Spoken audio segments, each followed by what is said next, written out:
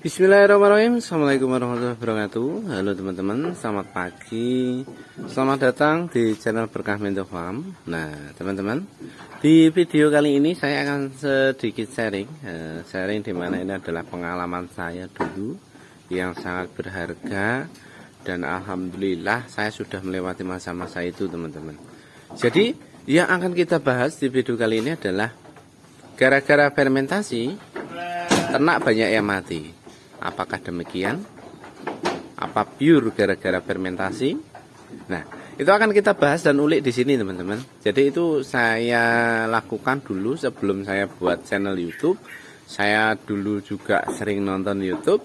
Kemudian saya dulu juga pernah buat fermentasi. Dan endingnya banyak sekali ternak saya yang mati. Bagi teman-teman yang nonton video ini, tolong lihat video ini sampai selesai.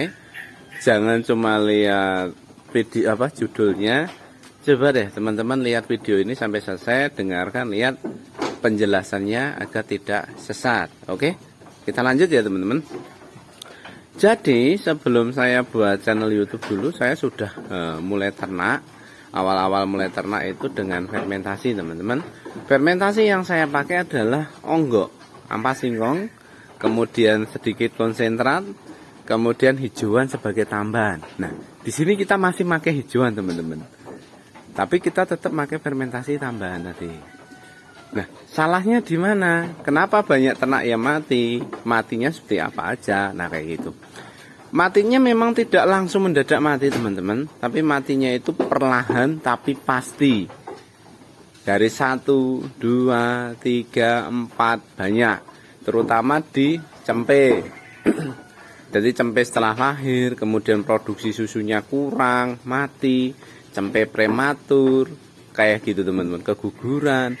Itu gara-gara fermentasi yang saya buat. Saya tidak menyalahkan karena pure fermentasi, bukan. Jadi teman-teman perhatikan ini. Jadi fermentasi itu baik bila pembuatannya itu benar, bila bahannya itu baik. Nah kayak gitu teman-teman. Seperti halnya manusia teman-teman, kita makan itu juga butuh nutrisi, kita butuh gizi. Kalau kekurangan atau makannya hanya itu aja akan terjadi malnutrisi. Itu sama terjadi dengan ternak. Jadi masalah yang saya alami dulu gara-gara fermentasi itu adalah di bahannya. Bukan di fermentasinya, tapi di bahan yang saya gunakan untuk fermentasi. Loh, kok bahannya mas? Iya teman-teman, karena bahan setiap yang kita pakai itu memiliki nutrisi kandungan tersendiri ya. Kandungannya itu mulai yang bagus, kurang, dan sebagainya. Jadi masalah yang saya alami dulu adalah di nutrisi. Nah alhamdulillah sekarang walaupun saya pakai fermentasi, pakai silase itu tetap aman, tidak ada yang mati, menyusui juga aman, tidak ada yang prematur, semua normal teman-teman. Jadi pemahaman kali ini adalah fermentasi itu berbahaya kalau kita tidak bisa buatnya atau dalam artian gagal, kalau bahan yang kita gunakan apa adanya tidak mencukupi untuk kebutuhan ternak. Nah kayak gitu teman-teman. Jadi poinnya di situ. Terus fermentasi bisa digunakan untuk pagi, siang, sore bisa enggak mas? Bisa teman-teman. Tapi dengan catatan bahan itu sudah mencukupi tidak untuk kebutuhan dari peternakan kita, dari ternak kita kayak gitu. Itu kita harus belajar dulu nutrisi yang baik untuk ternak itu seperti apa kayak gitu teman-teman. Jadi hanya jangan kok onggok singkong difermentasi kasihkan ternak terus ya ternaknya bahkan geletak semua teman-teman.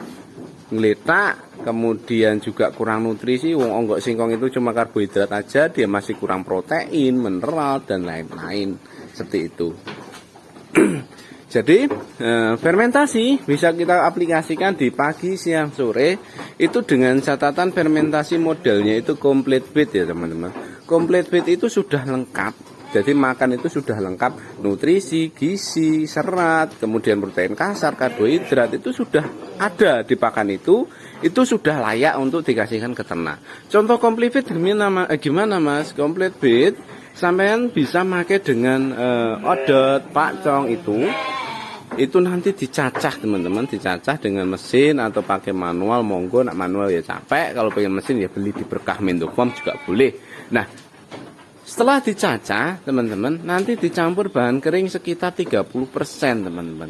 Nah 30% itu bahan keringnya apa aja? Bebas teman-teman, teman-teman bisa ngeracik konsentrat sendiri yang kira-kira kandungan nutrisi gizi, protein, protein kasar, karbohidrat, mineral dan lain-lain itu tercukupi. Itu nanti dicampur enggak apa-apa. Dicampur, yang penting perbandingannya rumputnya 70%, bahan kering atau konsentratnya tadi itu 30%. Jangan lupa dikasih premik karena untuk tambahan mineral, vitamin, kalsium seperti itu. Nah, itu dengan cara seperti itu saya yakin, saya sudah nyoba, tapi hitung-hitungan saya tidak masuk karena ternaknya kayak gini.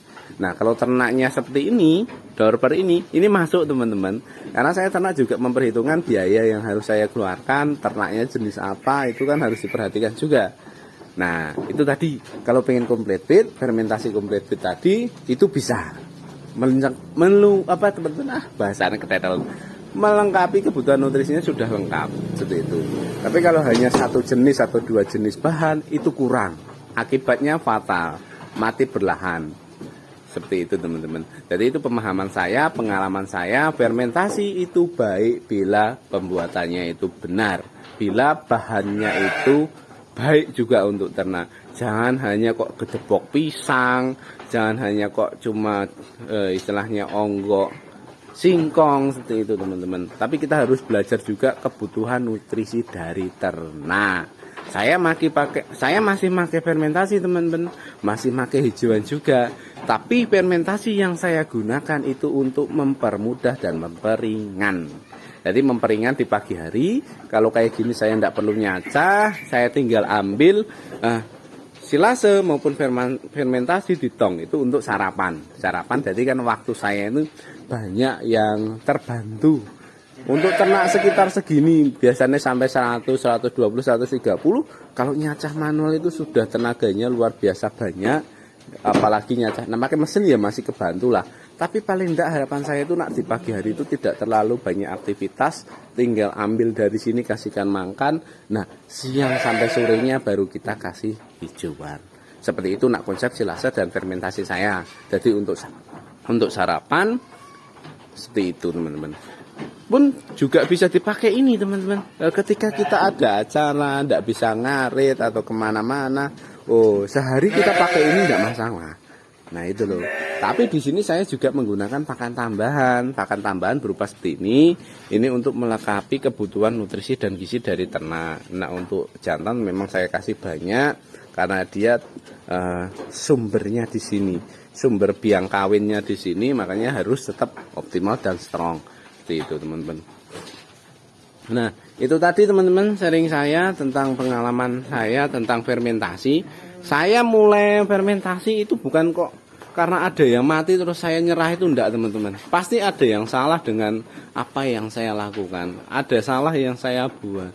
Maka dari itu setiap ada masalah kita harus analisa dulu salahnya di mana, kemudian problemnya di mana. Nah itu adalah poin penting dalam metode belajar teman-teman. Ketika ada satu masalah, dua masalah kita menyerah, nah di situ kita gagal untuk mencoba. Tapi ketika ada masalah, semakin banyak masalah, nah tingkat kesabaran dan ujian kita dimulai di situ. Ketika kita sudah lolos, oke, kita akan sukses di situ. Salam sukses peternak, salam maju, salam ngarit. Sampai ketemu di video berikutnya. Dadah.